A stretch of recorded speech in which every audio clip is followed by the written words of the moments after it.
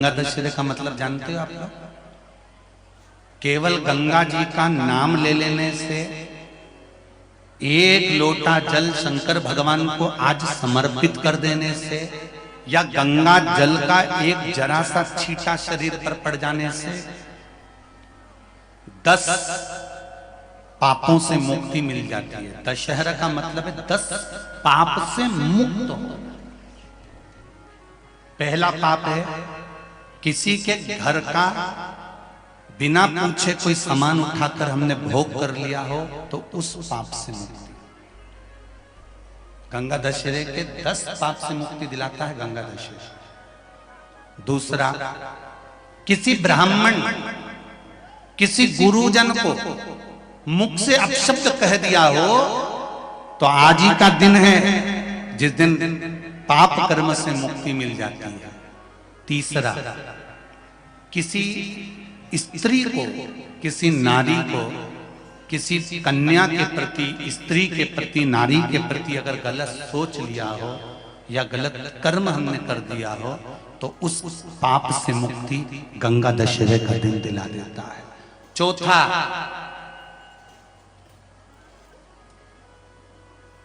रजो धर्म धारण करने वाली नारी, रजस्वला स्त्री के हाथ का बना हुआ अगर हमने भोजन ग्रहण कर लिया है तो आज गंगा दशहरे का दिन ही ऐसा रहता है जिस दिन उस पाप से हमें मुक्ति मिलती है।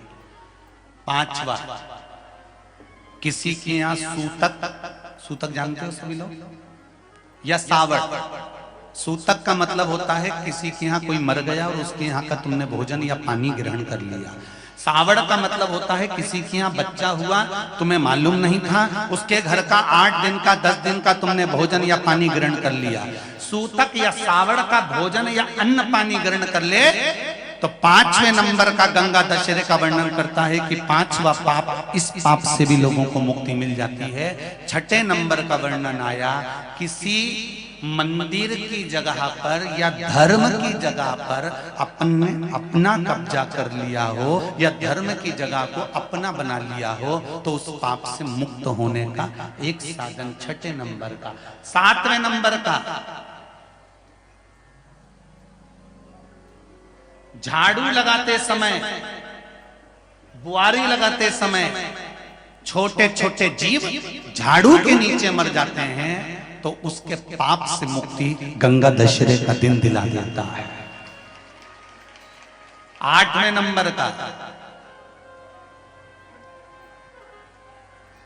8वें नंबर, जिस समय हम भोजन ग्रहण कर रहे हों और हमारे दरवाजे पर कोई व्यक्ति आकर बैठा हुआ है और हमने उसको भोजन का नहीं पूछा या उसका मुख झूठा ना कराया तो उस दोष से वंचित हो जाए, उस दोष को समाप्त कर दे, वो गंगा दशहरे का दिन। 9वें नंबर का, बेटी की शादी करी और बेटी की शादी करने पर बहुत सारा कन्यादान आया।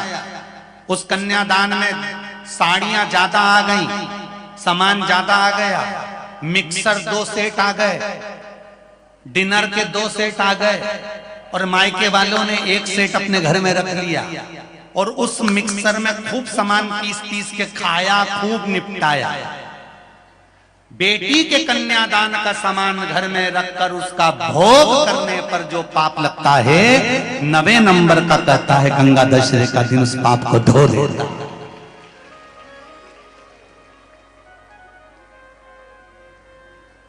10वें नंबर का महाराज, यदि किसी तीर्थ में जाकर हमने कोई गलत काम करा होता है तो गंगा दशहरे का ये आज का दिन हमारे पाप को वो धो देता है। ये गंगा दशहरे के 10 पाप को धोने के लिए मात्र एक दिन है गंगा दशहरे का दिन। आज के दिन जो शिव जी को जल चढ़ाता है, शंकर भगवान कहते हैं भले उसने उसमें गंगा जल डाला नहीं डाला, पर मेरे ऊपर जब जल चढ़ाता है शिव जी कह देते हैं आज के चढ़े हुए जल को मैं गंगा जल बना देता हूं। आज गंगा दशहरे का दिन, खूब भजन करो, दान करो, पुण्य करो, सत्कर्म करो, नाम जाप करो, नाम स्मरण करो।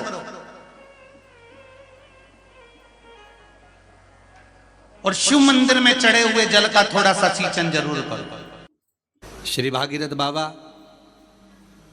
गंगा जी को लेकर आए। भागीरथ बाबा तो गंगा जी को लेकर आए 60,000 काकाओं के उद्धार के लिए। और वो गंगा भी बहती हुई गौमुख से लेकर चलते चलते चलते चलते वो गंगा भी कलकत्ता तक जब पहुंची है, गंगा सागर तक जब पहुंची है, तो उसके घाट पर, उसके तट पर, गंगा महारानी के किनारे पर जितने जितने भक्त, जितने साधु, जितने सन्यासी, जितने साधक, जितने उपासक, जितने जीव रह रहे हैं, ये गंगा उनका कल्याण कर रही है। और जो उसकी शरणागति में जा रहा है, गंगा उसका उद्धार कर रही है। गंगा किसको संवारती है?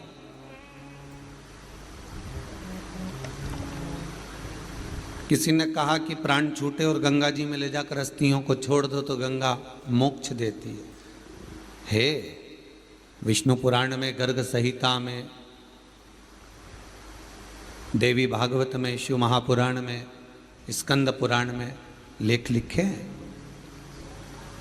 कि गंगा जी ने शंकर जी से वर मांगा था कि मेरे जल में जब तक जीव की अस्थियां पड़ी रहेंगी तब तक वो जीवात्मा वैकुंठ का भोग भोगेगी। कुछ तिथियां होती हैं जिन तिथियों में अगर आप रोज गंगा का जल शंकर को नहीं चढ़ा सकते तो शिव महापुराण कथा कहती है, स्कंद पुराण कहती है, विष्णु पुराण कहती है, गर्ग संहिता कहती है, गीता पुरुष गोरखपुर का कल्याण का गंगा अंक कहता है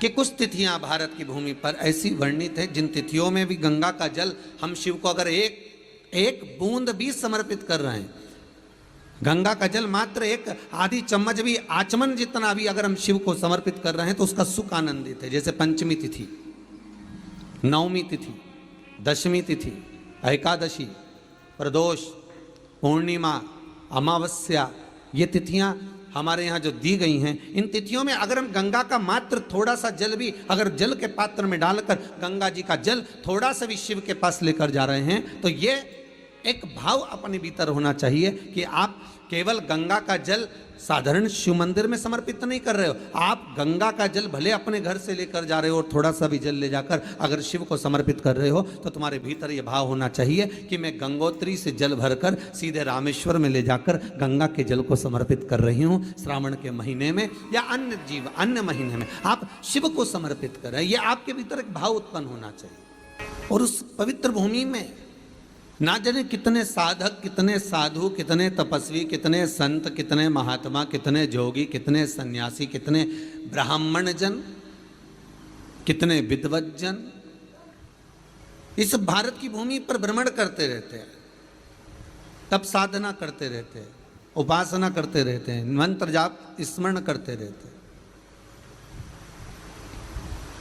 और जब उनका मंत्र जाप का फल इस भूमि पर प्राप्त होता है तो यहाँ की जो रज है, यहाँ की जो धूल है, यहाँ की जो माटी है, वो सुख का अनुभव करा देती है, एक आनंद का अनुभव करा देती है। पर गंगा में अगर डुबकी लगा ली है हृदय से, मन से, एक बार अगर गंगा में डुबकी लगा ली है मन से, हृदय से, चित्त से, तो कहते हैं जब तक व्यक्ति के प्राण छूटते हैं तब तक वो गंगा का जल उसके शरीर से लगा ही रहता है, वो अंतिम बिंदु तक लगा रहता है। मरने के बाद घर के लोग लोटा में भर के ले जाएं, खास खास अस्थियों को, कोई पूरी तो अस्थि ले ही नहीं जा सकती, इतनी सारी कौन ले जाए, तो वो अम्मा के दांत, उंगली, एक आध खोपड़िया, ऐसी 4, 6, 8 अस्थियां ढूंढ के झोली में भर के फिर लेके जाए गंगा। उससे अच्छा है पूरी अस्थि ले जाओ, पूरी ये शरीर संपूर्ण जीते जी गंगा का स्नान हो जाए। बहुत ध्यान देना आप लोग, किसी भी नदी में स्नान करने जाओ तीज त्योहार पर अमावस्या, पूर्णिमा आदि जो भी उत्सव मनाने के लिए आप किसी नदी के घाट पर जाते हो, किसी तालाब के घाट पर जाते हो, किसी कुंड के, किसी सरोवर के घाट पर जाते हो, और यदि आप स्नान कर रहे हो किसी पवित्र नदी में, तो वहां की बालू रेत उठाकर शंकर भगवान के शिवलिंग बनाकर जो पूजन करता है, मात्र 5 बार उसी नदी का जल शंकर को समर्पित कर कर, भले दिया नहीं है, अगरबत्ती नहीं है, जल चढ़ाकर जो शिवलिंग को विसर्जन कर देता है, उसके पूर्वजों को पिंड की भी जरूरत नहीं पड़ती, वो तर जाता।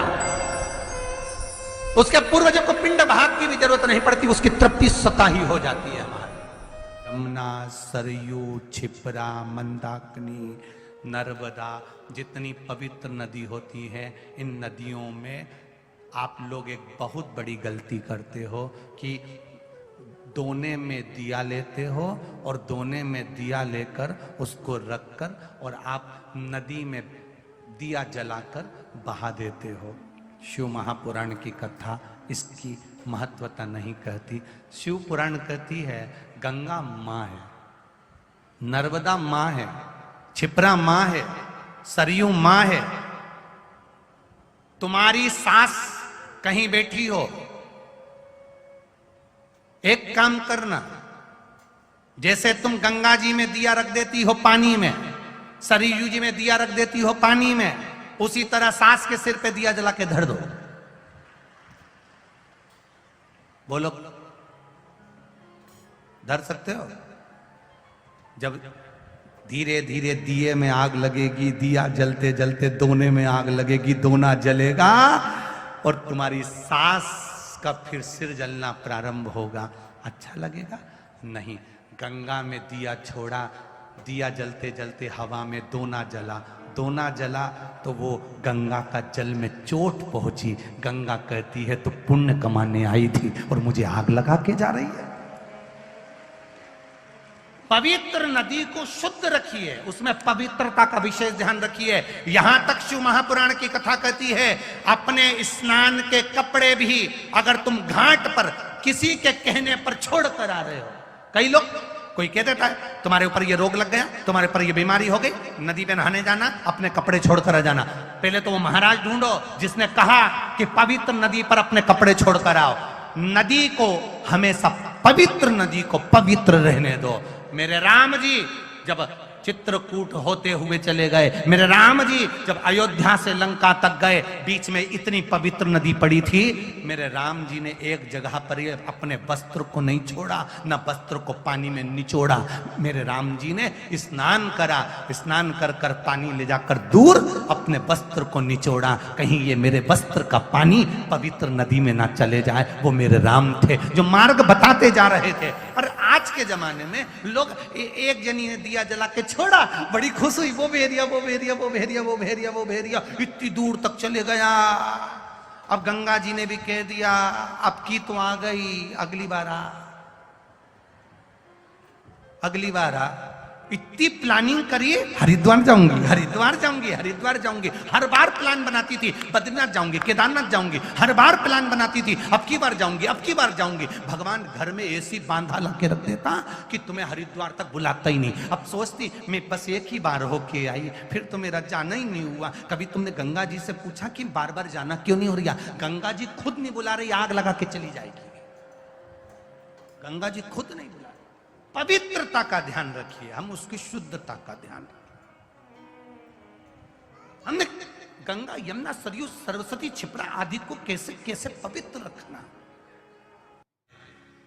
आप में से कितने लोग हैं जो नर्मदा नहाए? आप में से कितने लोग हैं जो गंगा नहाए? आप में से कितने लोग हैं सरयू नहाए? कहीं ना कहीं किसी पवित्र नदी में आप लोगों ने स्नान जरूर करा होगा। बोलो करा कि नहीं करा? जितने लोग कथा सुन रहे हैं उनने भी करा होगा, जितने फेसबुक यूट्यूब पर सुन रहे हैं उनने भी करा होगा। किसी ना किसी पवित्र नदी में आपने, हमने, सबने स्नान करा होगा। अब स्नान तो हम कर लिए, उस गंगा नदी में हम नहाए तो गंगा नदी में हमने स्नान करा और स्नान कर कर बाहर निकले तो हमको 1.25 लाख बार स्नान का पुण्य मिल जाए। उसके लिए क्या करना पड़ेगा? एक डुबकी लगाओ महाराज और कह रहे हो कि 1.25 लाख डुबकी का फल चाहिए, तो क्या करोगे? 1.25 लाख डुबकी का फल पाने के लिए क्या करना पड़ेगा?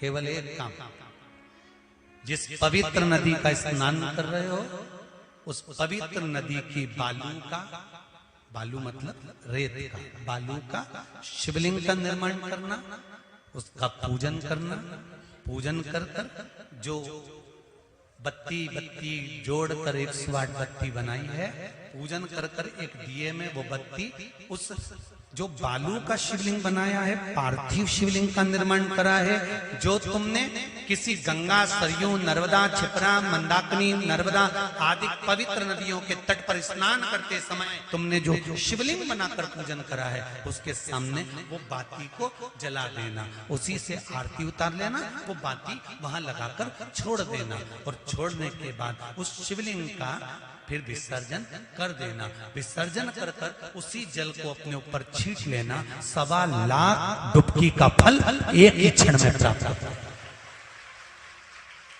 इसको लक्षेश्वर महादेव कहते हैं।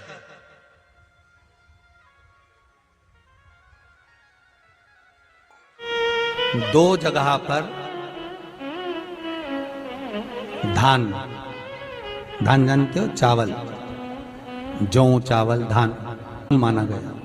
ध्यान दीजिएगा, एक किसी नदी के तट पर, पवित्र नदी जो भी हो, गंगा, यमुना, सरयू, सरस्वती, इस नदी के घाट पर थोड़ा सा भी चावल का 8 दाना भी, 10 दाना भी, एक चुटकी चावल भी अगर हम पटक देते हैं, दान दे देते हैं, घाट पर रख देते हैं, तो कहते हैं वो दान कभी छिन्न नहीं होता, कभी समाप्त नहीं होता।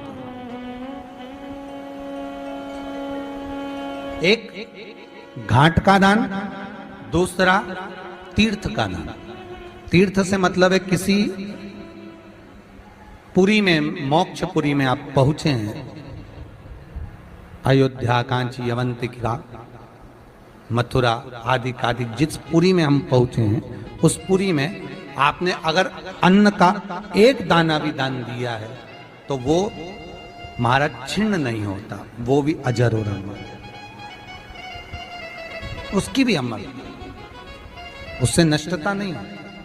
ये उसी तरह से है जैसे किसी के शरीर में चर्म रोग हो गया हो, मान लो किसी का शरीर कहीं से काला पड़ गया, कहीं चट्टे बढ़ गए या सफेद पड़ गई चमड़ी और चर्म रोग हो गया, तो उसके लिए जैसे पीपल के पत्ते पर शहद लगाकर, उसमें चंदन लगाकर, पत्तों को जोड़कर शंकर के शिवलिंग पर लेपन करने के बाद उसी पत्ते को शरीर पर मल लिया जाता है और आधे घंटे बाद स्नान कर लिया जाता है, तो चर्म रोग समाप्त होने लगता है और चर्म रोग की समाप्ति हो जाती है। भले चमड़ी कितनी भी सफेद हो रही हो, वो चमड़ी अपने रंग में आना चालू हो जाती है। तो जैसे चर्म रोग के लिए सुख का भान है, उसी तरह शिव उपासना के लिए दान का बड़ा महत्व है कि हमें 2 जगह कर किया गया दान। एक कहां, जम के बोलो, किसी पवित्र नदी के घाट पर रखना है, भले 2 दाने 4 दाने रखो, 6 दाने रखो, पर अन्न का दाना। और दूसरा कहां, मोक्षपुरियों में दान। एक बात आपको कही थी गुरु महिमा में कि घर से जब निकला करो ना, तो भगवान देवाधिदेव महादेव का नाम लेकर श्री शिवाय नमस्तुभ्यम। घर से जब निकलो, कोई कार्य के लिए जा रहे हो तो आप श्री शिवाय नमस्तुभ्यम का स्मरण कर कर जाइए। आप किसी काम के लिए आगे बढ़ रहे हो, श्री शिवाय नमस्तुभ्यम का स्मरण कर कर जाइए। जिस समय आपके मुख से श्री शिवाय नमस्तुभ्यम का स्मरण हो जाए, या शिवलिंग का स्पर्श हो जाए, या शंकर का अनुमोदन कर कर ओम नमः शिवाय बोलकर, या राम बोलकर, कृष्ण बोलकर, शिव बोलकर, आपके भीतर जो रमा हुआ है, आप राम को मानते हैं, आप राम को माने, हम मना नहीं करेंगे। आप कृष्ण को माने तो कृष्ण को माने, हम मना नहीं करेंगे। आपका दिल जिससे लगे, आपका चित्त वृत्ति जिससे लगे। तुलसी के 11 पत्ते डाले जाते हैं। कितने पत्ते डालते हैं? 11 तुलसी के पत्ते डालते हैं और उसको किसी भी नारायण के मंदिर में, राम कृष्ण शिव, शंकर नहीं, राम कृष्ण भगवान विष्णु, दत्त आदि जितने नारायण के मंदिर हैं, उस मंदिर में किसी भी पात्र में, एक छोटे से पात्र में उसको भरकर रखी आते हैं महाराज। उससे भी जॉब, सर्विस, नौकरी में सफलता प्राप्त हो जाए। कुछ देर तक पात्र को रखा जाता है, फिर वही पात्र का जल किसी भी वृक्ष के नीचे डाल दिया जाता है, उससे भी नौकरी के लिए फायदा मिलता है। गंगा का जल कोई साधारण नहीं। बन सके एक बेलपत्र, उस बेलपत्र के मध्य भाग में बीच वाली पत्ती पर लाल चंदन और दोनों पत्तियों पर पीला चंदन, नीचे वाली दोनों पत्तियों पर पीला चंदन, बीच वाली पत्ती पर लाल चंदन और दोनों पत्तियों पर पीला चंदन। और इसी बेलपत्र के साथ में जो लाल चंदन वाला जो पत्ती है उस पर एक श्वेत पुष्प, सफेद फूल रखकर आप अपनी कामना कर कर जब आपको जल चढ़ाते चढ़ाते 3 महीना, 4 महीना, 5 महीना, 6 महीना आपके हो जाए और बाबा देवाधिदेव महादेव को जल चढ़ाते चढ़ाते समय बीत जाए, तब बाबा से अपने दिल की बात कहने के लिए लाल चंदन, सफेद पुष्प, पीला चंदन दोनों पत्तियों पर अपने हाथ में लेकर कामना कर कर अशोक सुंदरी वाली जगह पर जब हम उसको समर्पित कर, अशोक सुंदरी वाली जगह पर